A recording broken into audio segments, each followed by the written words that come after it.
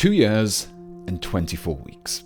That's how long I've been working on my Raptors army for, and I still don't have a full 2,000 points. I started this project back in June 2023, and I would like to have a full playable force before we get to the 11th edition of Warhammer 40k that we're likely to see next year. So in this video, I'll finally be adding another unit to my army, and this time it will be Eradicators that I plan to transport in the Land Raider Redeemer that I built previously. Oh, and expect to see a few more of these Raptor videos in the coming months. Naturally, I began the build with the Eradicators kit, specifically 2 kits, as I plan to run a 6-man squad of these. With a Gravis Captain or Apothecary attached, they fit neatly into one of my Land Raiders, ready to be driven up close to enemy monsters or vehicle units. After removing the parts required to build an Eradicator, I followed the same few initial steps, and the first of these was to remove that chest detailing. If you've seen any of my previous Raptor builds, you'll already be very familiar with the step, but if you're not, the basic principle was to remove the bulk of the symbol with a few shallow cuts before moving towards a scraping motion to further flatten out the surface. After a little sanding and filing, I was left with a smooth, featureless surface that I could add my own details to. This same principle was also applied to any other similar details, such as the iconography found on the sides of the melter rifles and multi-melters. This left me with some much less ornate looking miniatures, fitting that more utilitarian style that my Raptors have. With the parts prepped, the torso, arms and melter weapon were assembled as per the instructions. I did, however, keep the backpack and cabling separate to make painting them a little easier. But before we go any further with those Raptors, let's quickly take a break from one iconic sci-fi universe to take a look at another. Archon Studios is bringing the legendary StarCraft to your tabletop, and while I'll tell you about it, let's build and paint this Zeratul promo miniature. The StarCraft tabletop miniatures game is a fast-paced wargame built around alternating unit activation, which means there's no waiting around while your opponent finishes all of their actions. The battle flows quickly and dynamically, just like the real-time action of its namesake. The goals of the game are pretty simple: win the scenario or wipe out the enemy forces off the map entirely. But here's the clever bit: the supply system. This unique game mechanic changes everything. Get battered early on? Doesn't matter. The supply system lets you bring in fresh units onto the battlefield, just like you would in the original StarCraft games. This system not only gives you a proper chance to regroup and turn a losing fight around, but also adds an extra layer of tactical depth. And strategy isn't just about positioning, it's about your tactic cards. These cards are your flexible toolkit that, when used at the right moment, allow you to boost your own specialists or, far more satisfyingly, absolutely crush your opponent's plans. And before the main pre-order window even opens up, you have a chance to secure this exclusive pre-release Zeratul promo miniature that I've been painting. It's a hard plastic kit that even comes with optional clear parts that you can use to represent his in-game cloaking ability. The sculpt is only available at Archon Studio events, and the next chance to grab it is during PAX Unplugged through November 21st to the 23rd, both online and in person. So don't miss out on securing the Dark Templar, and follow my links below to where you can pick one up for yourself. And make sure you keep an eye out for more news about the StarCraft tabletop miniatures game by signing up to the newsletter, as pre-orders for the full game will be coming soon.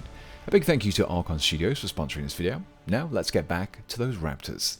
Another common change that I made to each of my Eradicators was to swap out their left shoulder pads. Instead of those that came with the kit, I instead chose to use ones found in the Aggressor kit. The extended trim gives the appearance of some extra armor being employed to protect the wielder against the heat effects of the melter weaponry. For the melter rifles, I used the smaller trimmed version of the shoulder pad and used the larger trim pads on the 2 multi-melter operators. Continuing with that extra protection theme, I decided to borrow the handle from a Hellblaster backpack. After a quick comparison against the shoulder and a little more adjustment, I then glued the handle to the pad. Combined with the extra fin, I imagined that this bar is part of some electromagnetic field generator that helps to protect the wielder from the continued close-range blasts of fusion energy. This process was then repeated for each of the remaining 5 Eradicators in my squad. Once I had prepared, built and customized them all with the common modifications, I could focus in on each individual Eradicator. The first of these was my squad sergeant. Rules and equipment wise, he's no different from his squad mates, so I didn't need to worry about making him stand out too much. A simple arm swap with this piece taken from the heavy Intercessor kit was enough to get started with. This was followed up with some aerials that I'd taken from the Infiltrators kit. To attach these to the power pack, I had to first clip and trim the base until it was able to fit just behind the head. The pose of the new hand and the aerials combined to give the sergeant that air of command without relying on extra decorative items. For the rest of the squad, my idea was to create a squad role for each member to occupy and equip them in such a way that helped convey this role. The two multi-melter operators were already specialists in their own right, so I didn't worry about these, but for the remaining three I came up with a mechanic, a targeter, and a fuel specialist. To represent the mechanic, the guy whose job it was to perform any minor battlefield repairs, I outfitted him with various tools. These were mostly sourced from the Ironhead Prospector kit, and helped to convey the idea that this particular squad member was equipped to provide temporary fixes to most minor issues that the squad may encounter. This was further built upon with the addition of this coiled cable taken from the Caradon Overlord's Sky Warden's kit. For the targeter, I imagined his role being the physical manifestation of the squad's total obliteration ability. His extra equipment helping him to identify and direct the squad's firepower towards the most vulnerable points in a vehicle's armor or a big Tyranid's carapace. The first representation of this model was a scope taken from the Hellblaster kit. This was trimmed down a little and attached to the side of the melter rifle before I attached the Auspex that came in the Eradicators set.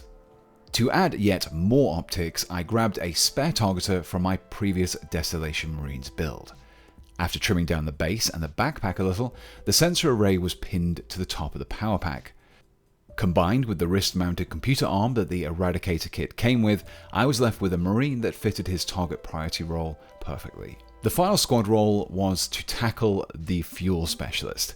His responsibility was the fuel mix that the melter weaponry employed, making the required adjustments to reflect the enemies they're facing and the atmospheric conditions they're facing them in.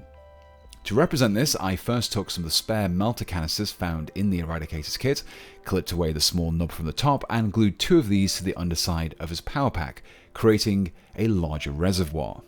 This small cogitator, also from the original kit, was then cut down and glued to the side of the gun, with the gauge facing the operator. Finally, a grav chute fin was sourced from the Reaver's kit and attached to the muzzle of the melter rifle.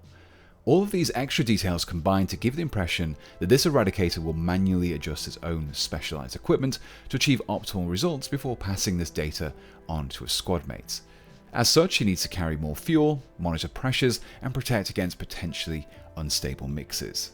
Which brought me neatly to my final squad members, the multi-melter wielding Eradicators. Now, while these Eradicators already had a defined role, I still couldn't resist making a slight adjustment to them, and that took the form of these plates taken from the Inceptor kit. These were glued upside down over the end of the multi-melters, with the metal guards being flipped too. Once attached, these extra details nicely complemented the changes that I had already made to the shoulder pads. And with each of the squad members built, it was finally time for some handy storage bits. These came from a whole bunch of Space Marine kits. The original Eradicator kit, Intercessors, Infiltrators, Heavy Intercessors, Reavers, any Space Marine kit which has extra grenades or pouches is ideal, and a great source for these parts are, friends of the channel, Bitsbox. If you're looking to pick up any of the parts I've used in this video without having to buy the full kits, then I'd highly recommend checking out their vast catalogues of parts. Head on over to bitsbox.co.uk or use my link down in the description. And another source of pouches is my brand new kit, Sorcerer's Spoils. This is a sequel to my Dead Animal bits, and I made sure to include a few chunky pouches in there that I could add to my Raptors. The kit is available for pre-order right now over on my web store, and you can find those links below as well. Now, with plenty of pouches and equipment gathered, I continue to bulk up all of my Eradicators with plenty of extra storage. And with that, the squad was complete, and I was able to start the painting process. Here, I employed all the exact same steps that I tackled for my previous units, and if you're looking for a detailed step-by-step guide, I'd recommend checking out my Jump Pack Intercessors guide. Once the squad had been fully painted and based, I was left with this.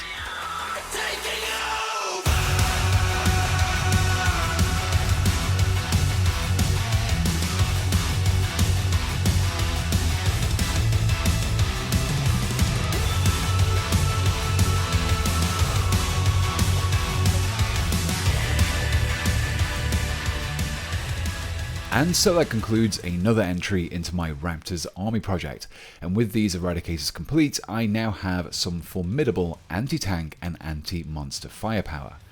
This leaves me with the following on my to-do list: another Land Raider Redeemer, 5 more Heavy Intercessors, 3 more Aggressors, and about 185 points left to spare. Funnily enough, this is precisely the cost of including both Caven Shrike and Ethon Shan. But let me know what you would like to see me tackle with those remaining points. Should I create a custom Shrike and Shan, or would you like to see something else? Let me know down in the comments below. Now, if you enjoyed this video, then be sure to check out my previous Raptor builds from the series. You will also find all the kits and paint used in this video down in the description below, along with some affiliate links and a link to my web store, thesparepartsemporium.com.